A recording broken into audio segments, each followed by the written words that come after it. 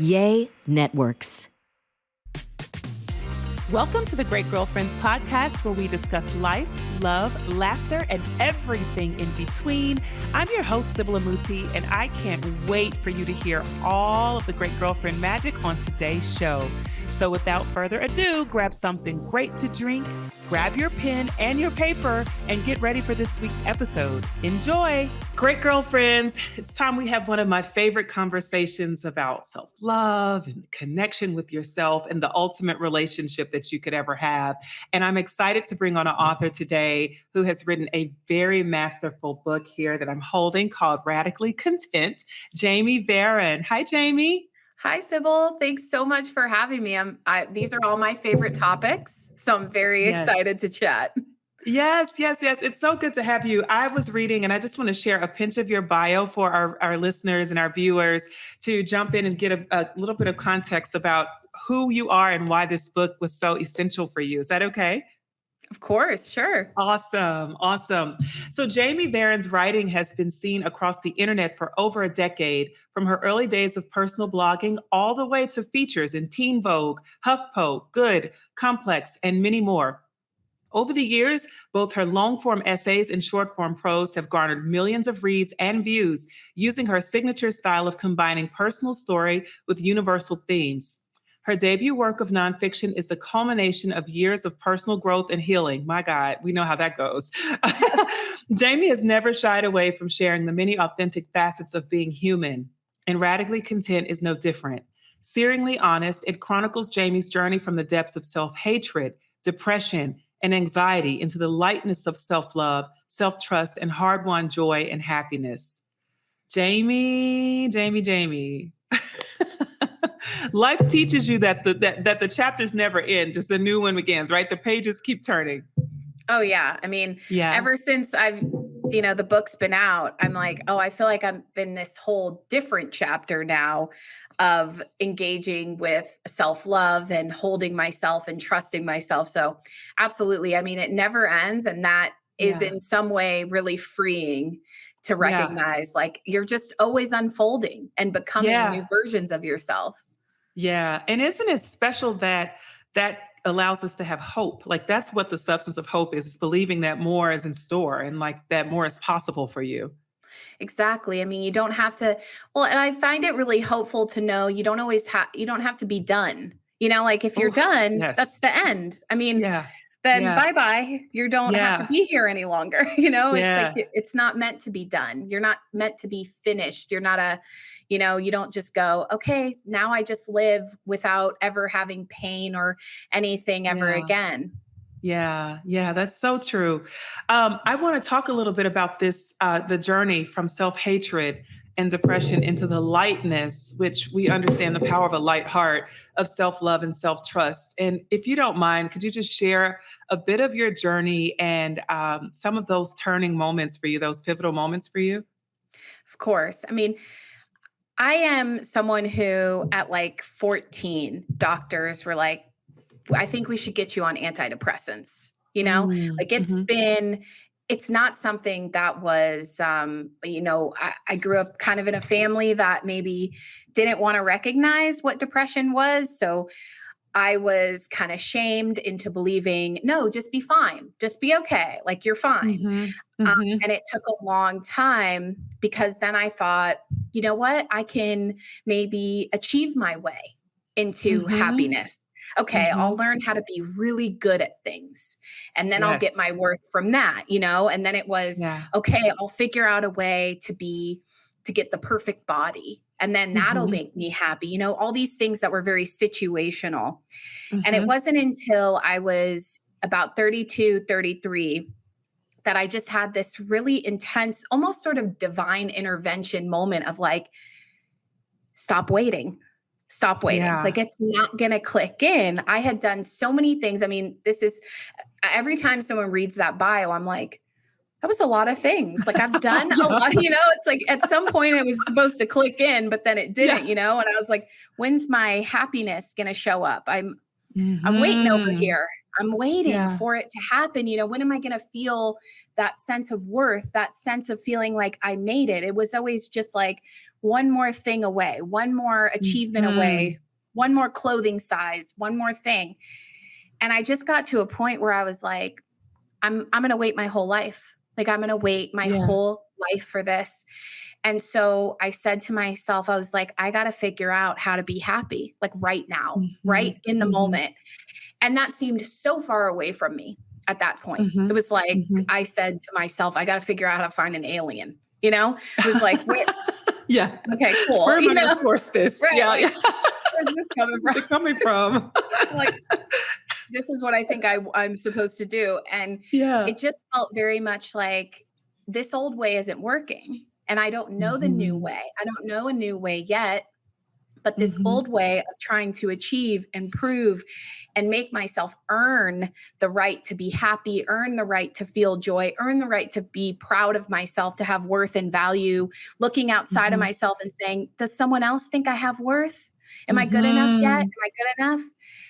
I was like, I got to take it all back in. I got to come back to myself because I wasn't really grounded in myself. I didn't know myself well enough. And that was the start of the journey, because I recognized, I was like, I have never in my whole life had the singular goal of just like, be happy in my day, in the day that I'm in. It was always like, no, one day you get to be happy.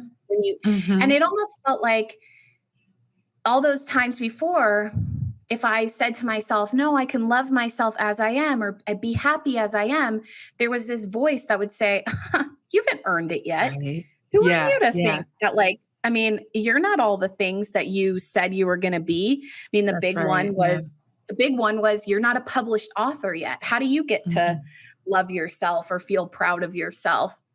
And what I recognized was, I was like, I get to, like, I get to be worthy because I exist. I get to love myself because I exist. I don't have to earn that. And that was the basis of why I started thinking about being content, because I was just like, this is the only way, because otherwise we're going to wait our whole lives, like just waiting to be happy and waiting to feel good about ourselves.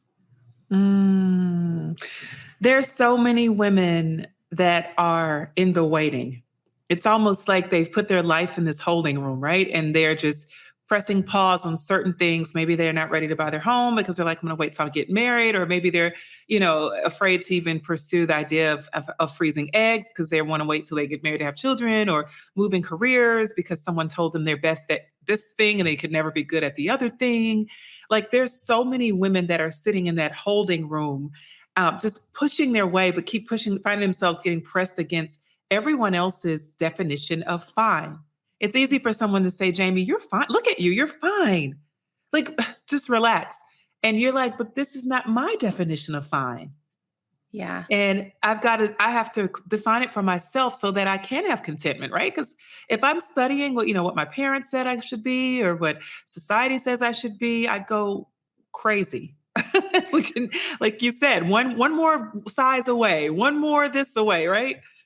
Oh yeah. I mean, especially in America, the culture is all about striving. And while in some ways, of course, it's led to amazing innovations and so many amazing things, it's like, the average person, do we really have to be in this constant feeling of like, we're just this self-improvement project and we never get to feel happy, and we never get to just go, like, it took me some time to be able to just go, look how far I've come. Look how much I've done. Look how much I've honored my younger self and not giving up on my dreams. Look at how much I've been able to be flexible when things didn't go my way. And, it's like, even saying that, that's so normal to me to say that. But in the past, that would have been like, don't brag. Like, that's, like, don't talk too highly of yourself. And it's like, why aren't we should be the ones talking the highest of ourselves? Exactly. I mean, and I agree with you that there's so many of us in that holding pattern, in that holding room, just waiting. And it feels like we're waiting for permission. There's someone out there that gets to say, you did it. like you Yeah. made it. Yeah. And it's Yeah. like, no one's ever going to do that. Or Yeah. if they do, and we're not ready to receive it, it feels, I think we've all had experiences where something's happening and we're like, do I deserve this? I mean, Mhm. imposter syndrome. It's the whole thing. Absolutely. It's like Yeah. having a really hard time, like what we don't accept within ourselves, we have a really hard time accepting when other people say it. So then to Mhm. think that we're waiting for other people to deem us good enough and successful enough. And then when they do, we have imposter Yeah. syndrome because it doesn't click in with us. It's like, Yeah. then what? So true. What are It's we like you're waiting smacking for? yourself around. Right. It's just like you're punching yourself in the face and then being Yes. like, why are you punching yourself in the face? Right. It's like, but I can't stop. I'm gonna Right. keep doing it. Yeah. Yeah. It's that pattern of it all. I've got a hot question for you right after we hear a word from our brand partners. Great girlfriends, keeping up with my children's schedule plus running my own business keeps me super busy. At the end of what can feel like an endless workday, the last thing I want to do is cook dinner. But when your fridge is empty, that urge to order in and skip the cooking happens all too often. But thanks to Daily Harvest, I don't have that takeout temptation anymore. Daily Harvest helps keep my freezer fully stocked with options that are delivered right to my door, and they are delicious, nourishing, and ready in minutes. Daily Harvest delivers delicious harvest bowls, soups, flatbreads, snacks, smoothies, lattes, and more, built on organic fruits and vegetables. Daily Harvest has delicious options for any time of day, whether it be breakfast, lunch, or dinner, snacks, or dessert. Everything is always on hand in your freezer and ready to enjoy when you need it. I absolutely have been getting my whole life off the strawberry peach smoothie. With Daily Harvest, I never have to question if the food I'm eating is good for me. They create food that's both good for my health and the health of the planet. By supporting farmers who invest in practices that increase biodiversity and improve the health of our soil, and delivering food in recyclable and composting packaging, Daily Harvest does the work, so all you have to do is eat. Avoid the takeout temptation and get Daily Harvest. Go to dailyharvest.com/greatgirlfriends to get up to $40 off your first box. That's dailyharvest.com/greatgirlfriends for up to $40 off your first box. dailyharvest.com/greatgirlfriends. Great girlfriends, is something preventing you from achieving your goals? Is anything interfering with your happiness? Check out betterhelp.com/greatgirlfriends. BetterHelp will assess your needs and match you with your own licensed professional therapist. It will connect you in a safe and private online environment, and it's so convenient. You can start communicating in under 48 hours. BetterHelp has licensed professional counselors who are specialized in depression, in stress, anxiety, and relationships. They are convenient, professional, and affordable. In fact, so many people have been using BetterHelp that they are recruiting additional counselors in all 50 states. I want you to start living a happier life today. As a listener, you'll get 10% off your first month by visiting our sponsor at betterhelp.com/greatgirlfriends. Join over 1 million people who have taken charge of their mental health. Again, that's betterhelp.com/greatgirlfriends. So, Jamie, I would like to know, what was the hardest chapter for you to write in your newest book, Radically Content? What was the absolute hardest chapter for you to put on paper? Like the one that you kind of cringed and went like, here I go.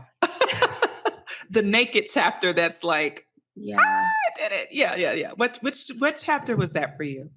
I mean, I think the one about there, I go into talking about like self-love and how I always thought that, you need someone else to love you in order to love yourself. Mhm, And that mhm. like, okay, once I have a partner that loves me, Yeah, then I'll believe I'm lovable.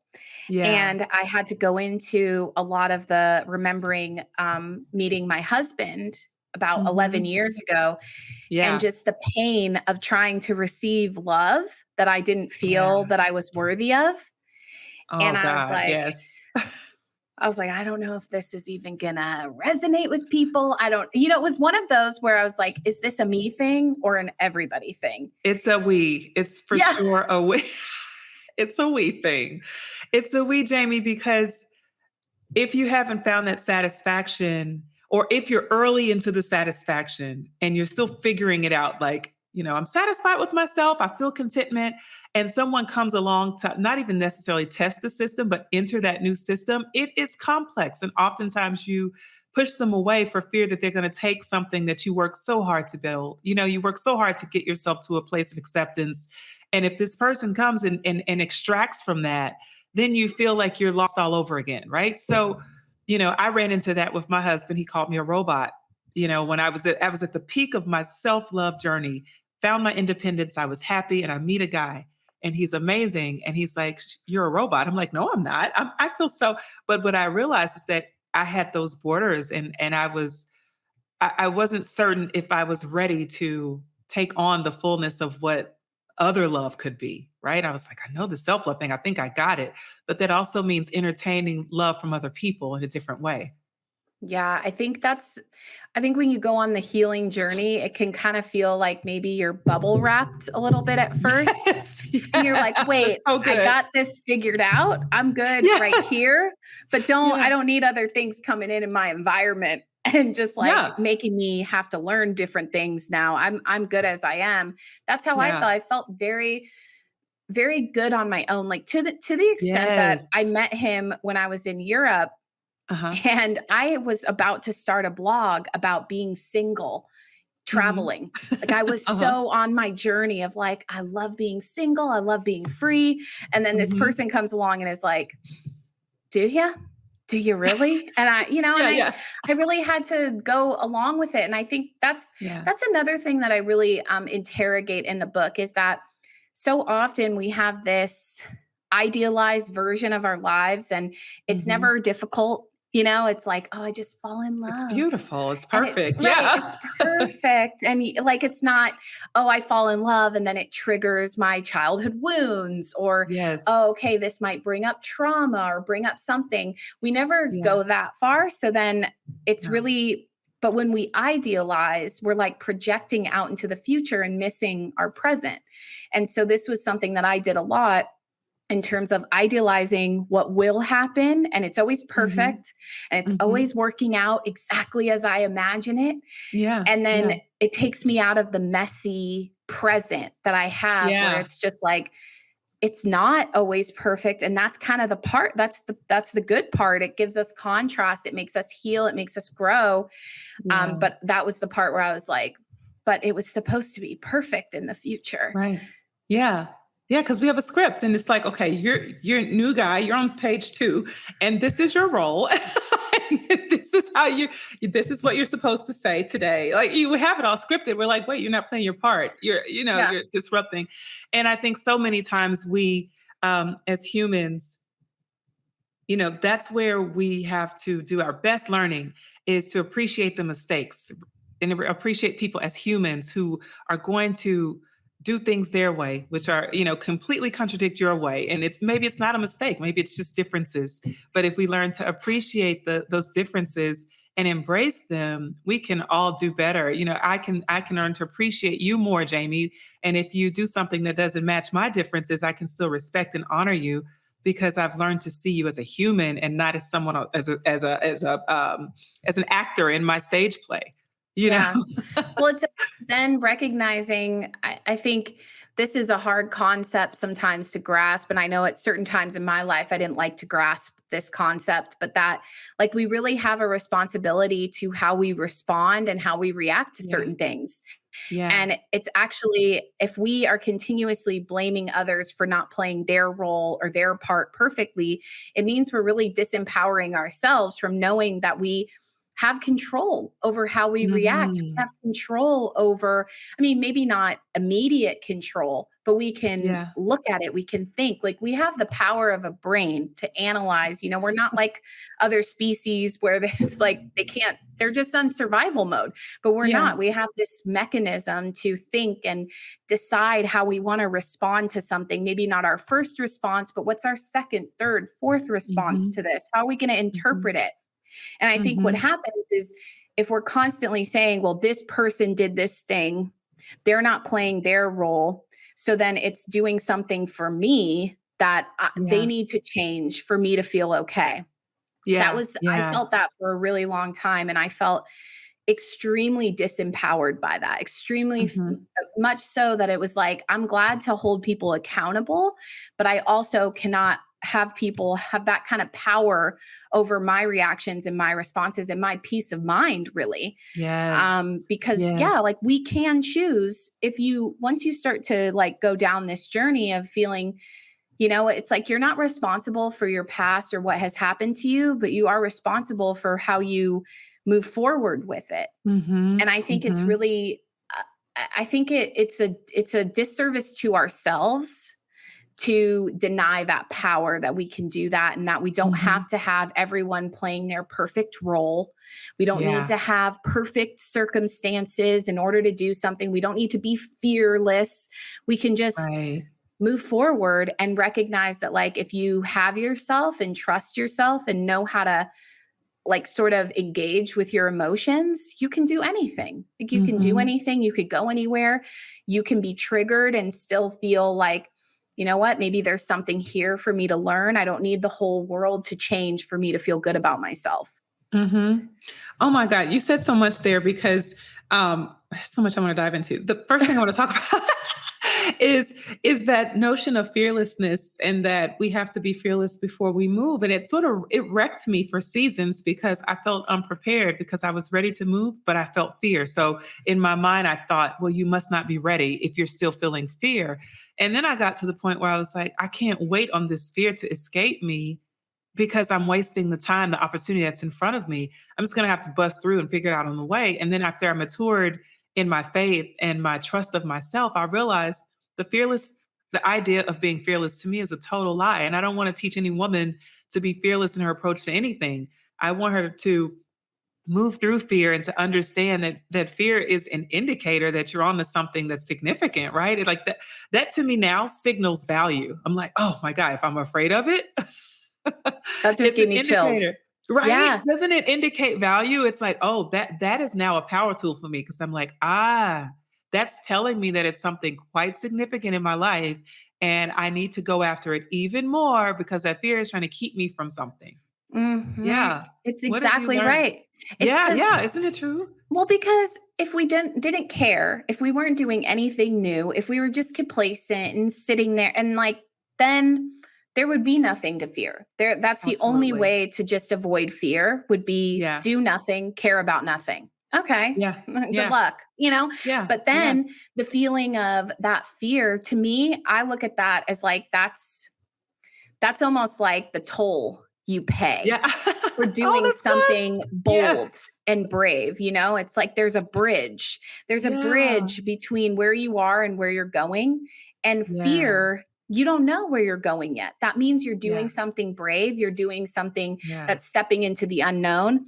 And I have a phrase, and I talk about this in the book, that like action cures fear. Because for so Yes. long, I was like, oh my God, that must mean I'm not ready. I'm not good Yeah. enough yet. I'm not Yeah. good enough if I Yeah. feel this fear. And now I'm like, Yeah. the only thing to do is do the thing. Like there is Yeah. no thinking about it. There's no decide. Yep. It's like you decide you're going to do it no matter how much fear you feel. And you see fear as exactly what you're saying, that indicator that like, oh, I care a Yeah. lot about this. Yeah, I exactly. Exactly. this is something big that's trying Uh-huh. to like I'm having resistance to how bold and brave Mhm. and big this is for me. And that Mhm. could be anything. I mean, that doesn't have to be big in the sense of what society says is big, but just like something that Mhm. feels big to you. Absolutely. Oh my gosh, I love that toll. Fear's the toll. That's so good. I'm gonna pay my tolls. I love it. I love Right. it. Okay, so forgiveness, because a big part that I've learned, I know you've learned in trusting yourself is being able to forgive yourself for the times that you dropped the ball and that you Yeah. didn't show up for yourself fully. What have you learned about forgiveness that has allowed you to become and embrace being radically content? Oh, it's such a great question. I mean, I've learned so much about forgiveness that it's okay to forgive even when I think the worst thing that we can do is that when we grow, we then reject the past versions of ourselves. Yes. Now Yes. I look at the past versions of myself as like, we did the best that we could. Also, I think in my forgiveness, I've faced a lot of humility that like I will one day right now be the past version of myself. Yeah. One day I'll have to forgive myself for what I don't know right now. And that's really Yeah. humbling and beautiful.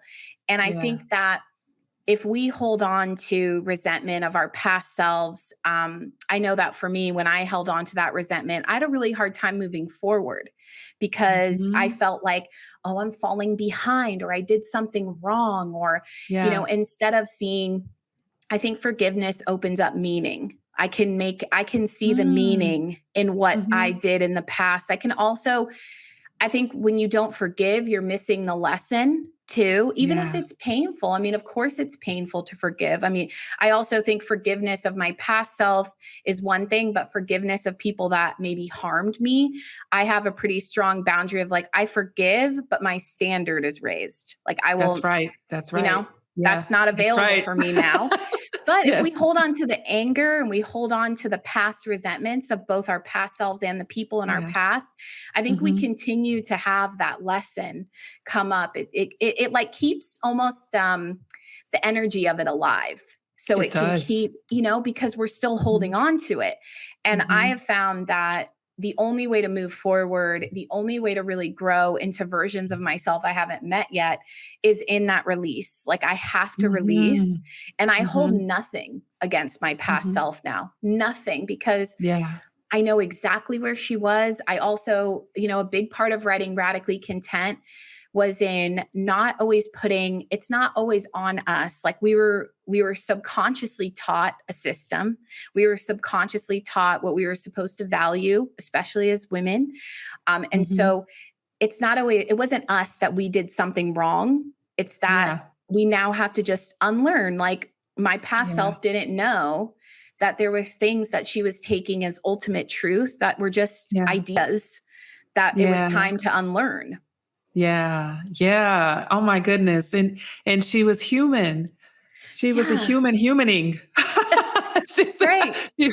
she was subject to other humans. And it's like I realized when I look back how many times I caged myself into the problem of the past when I was unforgiving. I literally the gates open and I pull the gate back down. So I'm like, no, not ready yet because this still hurts and that still happened and all the stings. And it caged me and it kept me from all the freedom that's sitting outside of the cage, which is this open landscape of opportunity, which is healing. And when I allowed myself to step out into healing, I feel like I was able to receive all of the abundance that was literally waiting right outside the cage that comes from just forgiveness. I forgive, and I'm ready to move forward. Yeah, It's such an opening for absolutely. people. Yeah. Well, because that Yeah. cage, it's like staying a victim to your Yes. story, you know? Yes. And I sympathize because, sometimes we are victimized. I mean, That's right. absolutely. People do Yeah. experience victimization and that they do become victims. But Yeah. we always have a choice in deciding that we're done being victims and now we are survivors in our That's story. right. And I think opening that cage is saying, I'm a survivor and I'm no longer getting anything from the victimization story. And now That's I'm right. like really stepping into hope, Mhm. and Mhm. something about hope is coming up, that it's like there's a true vulnerability in hope. I Mhm. mean, it's very Mhm. vulnerable to hope. I It find that is. like, yeah, like I find that I feel more vulnerable in like when I want something, when Yeah. I'm when I have hope that something is going to happen. It's like the Yeah. easiest thing in the world is to just be like cynical and pessimistic and jaded and Yeah. go, "Meh." Comfortable. Yeah, and Right. just this is enough. I don't want any more. I'm satisfied. Right. Lying, right? Right. It's just like, okay, Yeah. and that's Yeah. something that I talk about in the book because I think there's been people might feel that they have an idea of what contentment is. And to me, contentment is not being complacent and staying in one Right. place. Actually, like being satisfied and content as you are And then letting that be the foundation for what other, more things you want in your life. And that is a framework that I don't know we've allowed ourselves to think of, because it's either that like, gotta have everything and I'm in the holding room until it all happens, or just this like complete lying that I don't want anything else. And it's like you have to cut yourself off. That becomes really like an apathy. And you said cut yourself off. That's so big. right? So big. Like, and when you cut yourself off from that, you know it. Yeah. right. You know, people are doing it. Yeah. And it's not just cutting yourself off from like, you think, okay, I'll stop wanting things, so I cut myself off from disappointment. It's like, then you cut yourself off from like joy. Yes. And growth and like happiness and beautiful connection, belonging, just the feeling of you have this thing on your heart that you feel you need to create, and you're telling yourself, no, I'm probably going to fail. I'm not going to do that. So I'll just stop wanting it. That was my thing. I always did that. My mom would always point it out. She's like, you're doing the thing where you're saying you don't want the thing so that you reject them before they reject you. Yep. Somebody's gonna write that down. I'm doing the thing. Because we know the dance. We know that dance where you're in and you're out, you're in and you're out. And it's like, you're deciding, you've already decided other people's perception and outcome. And you've decided that, you've already given everything its final outcome, and none of it's even true. It's an optical illusion. It's all an illusion. Yeah, exactly. Like you're just imagining that it's not going to go, or because we do it on both ends. We imagine that it's going to go exactly this way. So then the expectations are so high, and the first one that doesn't go to plan, we're like, oh, that's it. It's not going to happen. Yes. And I've like really had to learn how to, I'm a control freak through and through. Oh yeah. I mean, and so I've really had to learn how to relinquish control and just say, okay, I'm doing this, I'm doing things, but I am not going to expect that they're going to go a certain way. Like I have a grand vision, but then let the plan take its twists and turns and like surprise and be delighted and then be upset and then learn to go in the detour and all of that. Because to me, that makes life just so much more fun versus I had a lot of expectations. I mean, I was expecting at 16 that I'll be a best-selling author at 21. Didn't publish my first book till I was 36. So it's like it takes, I just couldn't have known. And if I had held myself so strongly to that expectation, I would have missed out on, fulfilling a calling of mine that I've had for a very long time, for example. And you're 21 at heart. So there's that part. I am still the 21 is relative, right? Yeah. Oh, yeah. It's like, I'm young at heart, so I still qualify technically to do the thing. And the 21-year-old is still in there. So you have still done what you said you would do. I look back, I'm like, my 21-year-old self would not have been able to handle it. No. So I'm like, good thing. You didn't know what you were getting into. Hang tight, little one. Yeah. Yeah. Isn't it funny what you feel you're capable of at 21 that you look back at and you're like, no, right, she would have wrecked it. Right. That was some real unproven confidence that you had, girl. Like, come on. I don't know what you were thinking. It's so funny because I look back, I'm like, oh, I was protected. I often tell people, I couldn't be more grateful to God that there was no social media when I was in college and when I was in my early 20s. I'm like, whoo, I was protected. That's all I'm going to say. Our whole generation was protected. Just like, we're sparing you of this. Yes, I know. Thank you. Thank God.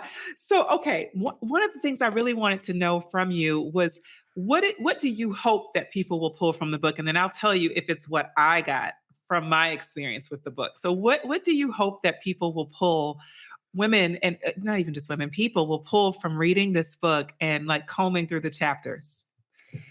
The big thing is that I hope people will feel that their life is theirs to create and build and decide on, that not someone else gets to decide what your value and worth is, that you get to decide for yourself, and that it's very important to do so that when like you can be, so that for yourself and determine, I'm proud of myself. I've done the thing. I've shown up for myself. And I think it's really important that people know that it's completely okay and actually needs to be that you can celebrate yourself. You can feel good right here, right now, proud of yourself, love yourself in this exact moment, and also want more. And that doesn't have to negate each other. You can also continue to want and desire and change and grow. As long as you just hold yourself and not live on that sort of autopilot of, well, I should do this, or I'm falling behind because I haven't done this and someone else has done it, so I need to compare. Just a real, like, my biggest thing is someone closes the book and feels peace in where they're at in themselves, and also feels like I can do this. Like, I can build the life that I so desire. You know, okay, so I got all of that, but I also, good job. Love it. Sold. Done. You wrote this book. No, but there's also this piece of connection to be seen, right? And I feel like as I was reading, I felt like I'm not the goofball that I think I am, which is like on an island who makes, I'm the only one that makes these quirky mistakes and judges myself for these mistakes. And I often wonder, are people as quirky as I am? Or, are they making mistakes out there? It's hard to tell sometimes when you relate to people, especially from a distance and you're watching on social, et cetera. And so your ability to storytell and make me feel seen as another woman who is navigating decisions, as we all are, and trying to figure it out, right? And realizing that we don't always agree with all of our choices, but we get a chance to do different the next time. All of that for me was there, that I felt like, my gosh, okay, this is proof that I'm not alone. This is proof that I'm on my track. My track is good enough. Her track was good enough for her, but my track is also good enough for me. And that, if I just create the space to just make my track like a love ground and not a holding ground, make it a space where I'm like, this is a love zone. This is a space where I love all facets, past, present, future, then future will be just as bright as the present, right? And so I just got a sense of yesness, like, yes, you're you're okay now, and you're gonna be okay from reading it. And I hope that great girlfriends, that you'll go out and grab copies. This is such a great book to like put in the bag as we're traveling this spring and hanging out with friends and forming book clubs and conversations about peace and just rethinking contentment, because again, complacency and contentment are different. And we'll never ask you. I know Jamie, according to this read, she would never want you to be complacent. I got that. But she'll always want you to be accepting and hopeful at the same time. So I feel like the book was so full and it was so exciting. First of all, it's so pretty. So when it came in the mail, I was like, this is so pretty. I love it. Which made it even more exciting to read through. And it was such an easy read. Yeah. Such an easy read. Yeah. Thank you. Thank you so much. Where can they buy their copies of the book? Anywhere books are sold, but if you need an easy link, radicallycontent.com has all the retailers, all the places. I so appreciate that beautiful, beautiful reflection in what you just said, because I feel the same way. It actually makes me feel less alone to hear that it makes you feel less alone, because it was very much like, I excavated a lot of the things and a lot of my stories to bring that out. And I knew I felt deep in my soul that like we connect through vulnerability. I mean, we know that Brene Brown has told us that many times. And I think that this was a real big proof of that, because it's been very interesting how many people have said like, how did you write my story? And I'm like, I don't know, because I just wrote mine, it's really interesting. And I really love that. So I appreciate that reflection. So glad that you loved it. Oh, I did. And just speaking with you has been an absolute pleasure. And I just think it's such a great read. It's such a beautiful book. It's just I don't know. It's perfect. It was a perfect spring arrival for me. I was really grateful to get it and read through it. And I didn't know that I would have enough time, but I found myself in my throne room, just kind of like, ooh. Love that. Combing through like, okay. And then I left it in the bathroom and I was like, my throne room. And it became like my quiet time read. I was like, this is good. I love it. Good. Yeah. So congratulations to you. Great girlfriends, Thank do you. grab Radically Content by Jamie Veron everywhere books are sold. And how can we keep up with you on Instagram? At Jamie Varon. Yeah. Okay, Send me a perfect. message. I'm on there. I love Instagram. Perfect. Perfect. It's so great to have you, Jamie. Thank you so much for having me. All right, great girlfriends. Did you enjoy this week's episode of the podcast? If so, would you please give us your amazing review on iTunes? Every single review helps another great girlfriend get plugged into the podcast and the community. Speaking of community, make sure you join our Facebook group at The Great Girlfriends, follow us on Instagram at The Great Girlfriends, and on Twitter at _great GFS. I'm Sybil Amuti, and I'm out. Peace.